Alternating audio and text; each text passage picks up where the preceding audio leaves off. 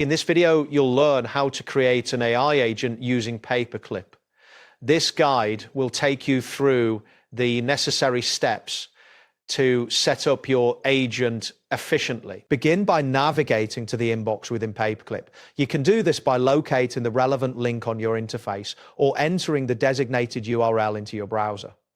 Once on the inbox page, ensure that you see a list of your current messages and notifications. Next, look for the button labeled +/ or add. This is typically located in the upper section of the inbox interface.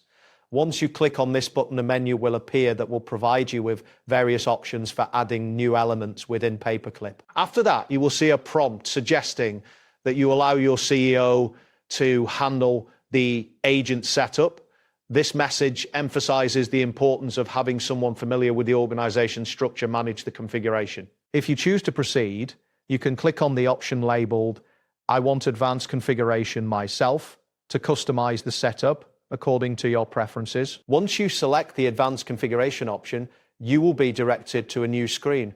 Here, you will be prompted to choose your adapter type for the advanced setup. Look for the label that states "Choose your adapter type for advanced setup" and click on it to proceed. Next, you will see a list of available adapters. Click on the option labeled "Open Claw Gateway" to select this specific adapter for your agent. This choice is crucial as it determines how your agent will interact with other systems. After selecting Open Claw Gateway, you will be taken to a new screen where you will need to click on the option labeled Highlights.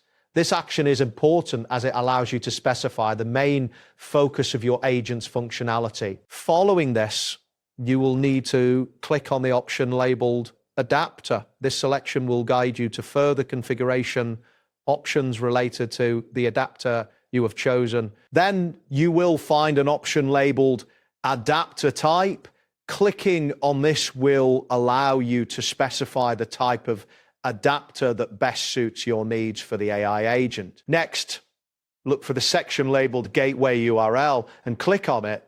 This step is essential as it requires you to input the URL that your agent will use to communicate with other services. Afterward, you will see the option to select Payload Template JSON.